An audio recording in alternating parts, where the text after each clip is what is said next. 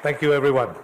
Dasho Shering Topge, Prime Minister, Royal Government Brunei or Bhutan, Mr. Goh Chok Tong, ESM and patron of the Singapore Summit, Mr. Ho Kong Ping, Conference Chairman, distinguished guests, ladies and gentlemen, good evening.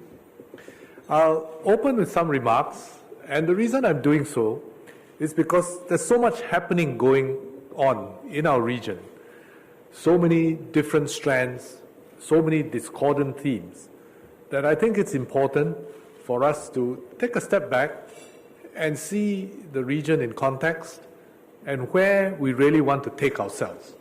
And then we can put a framework on our discussion and also the strategies which we as countries and companies can take for the future. The Asia-Pacific is a region that's full of promise. The region continues to be a bright spot in the global economy.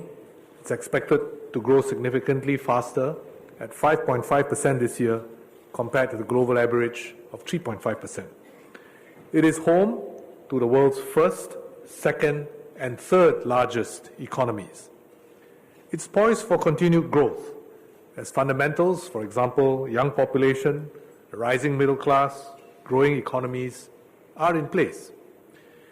And our immediate region is also integrating and enhancing connectivity.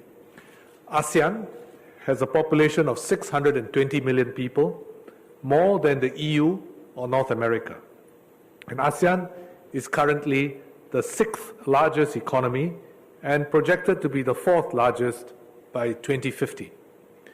But at the same time, we are also witnessing rise of anti-globalization sentiments and populist nationalism globally.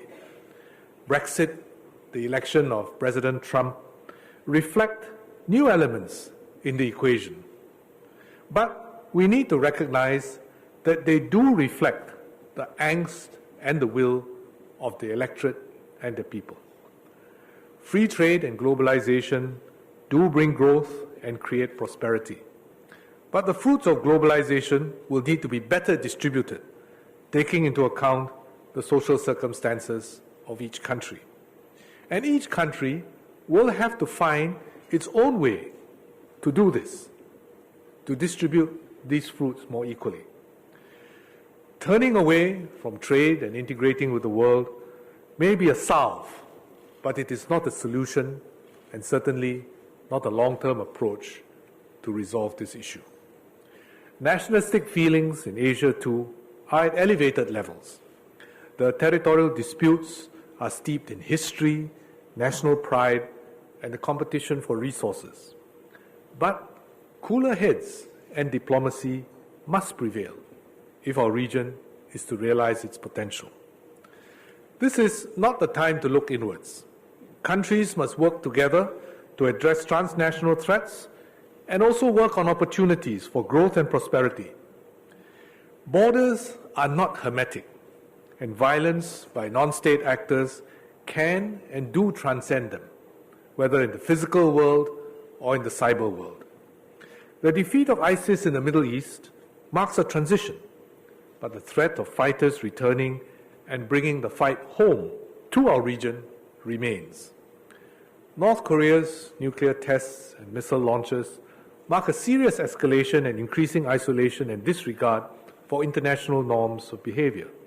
And the international community needs to speak with one voice and act in concert to implement the UN Security Council resolutions. The key ingredients for a peaceful and stable Asia-Pacific and shared prosperity are not so difficult to discern. With the changes and uncertainties that we have seen, how do we frame the path that we want to take? How do we make sense of the strategies and approach that we want to take? And I would suggest that we're seeking to create an Asia-Pacific region which is open and inclusive, where all countries, big or small, are committed to a rules-based regional architecture, equal members of the international community, conducting their relations based on mutual respect and mutual benefit, and committed to good governance in the interests of their people. There are a few key ingredients for this to be realized: stable Sino-US relations, maintaining ASEAN centrality, and keeping our economies forward-looking, integrated, and innovative. China is a big part of a peaceful and stable Asia-Pacific, growing economically and in its military heft. The Chinese economy is now the second largest in the world. It's growing at 6.5%, embarked on initiatives like the Belt and Road and Asian Infrastructure Investment Bank. China's growth has been positive for the region and is welcomed by countries. China's growth has been peaceful. It has taken place within the established international order from which China itself has also benefited. Since joining the WTO in 2001, China is now the top trading partner of almost all Asia-Pacific economies, including the US itself and the US's key security partners all across the region. China's foreign policy is an extension of or motivated by its internal dynamics.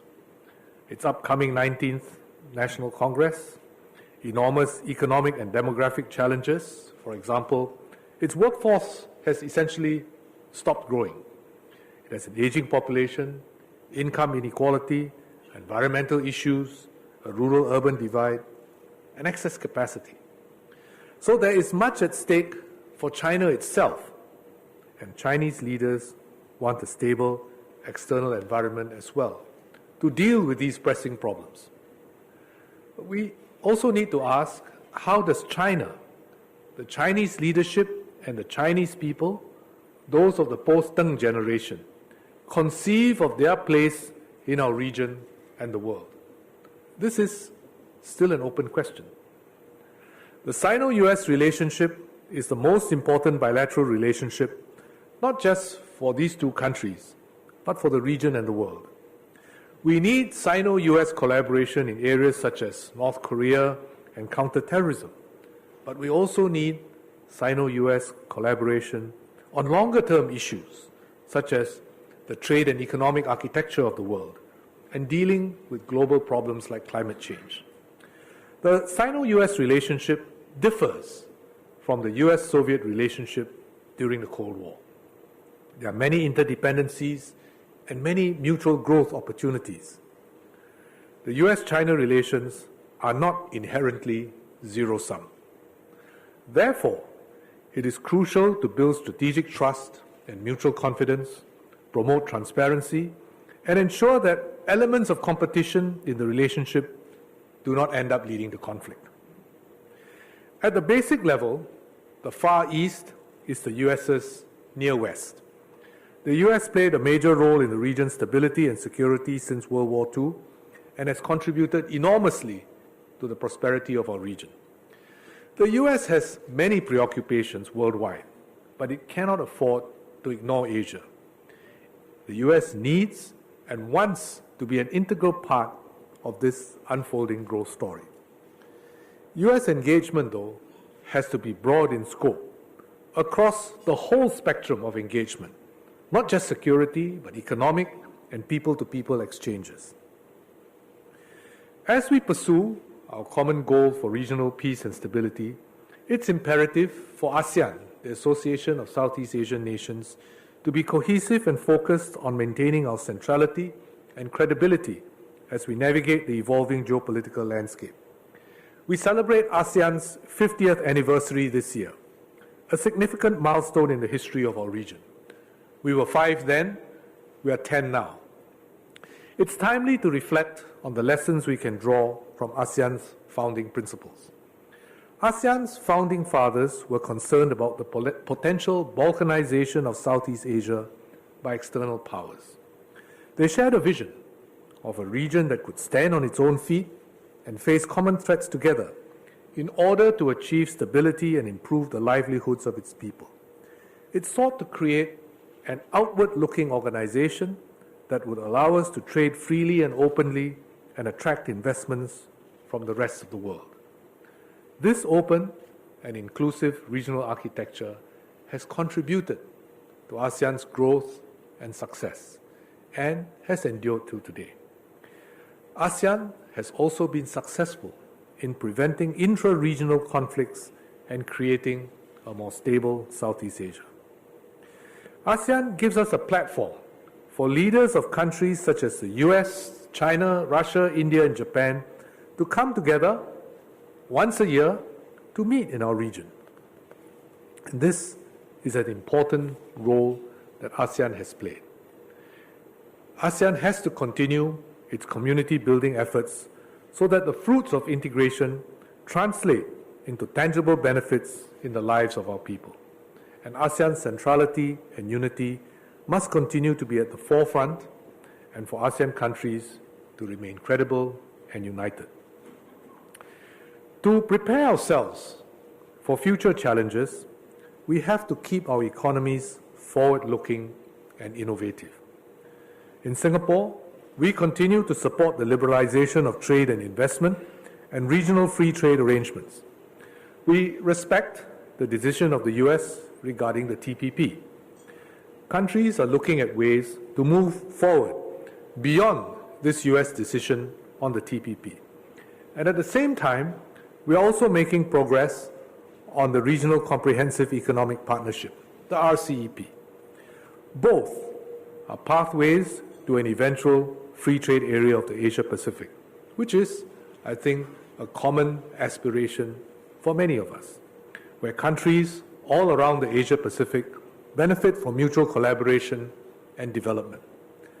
Singapore supports the TPP and the RCEP not because we support one country or another, but because we support an open environment that is conducive to trade and investment, and one which gives the best chance for shared prosperity and progress.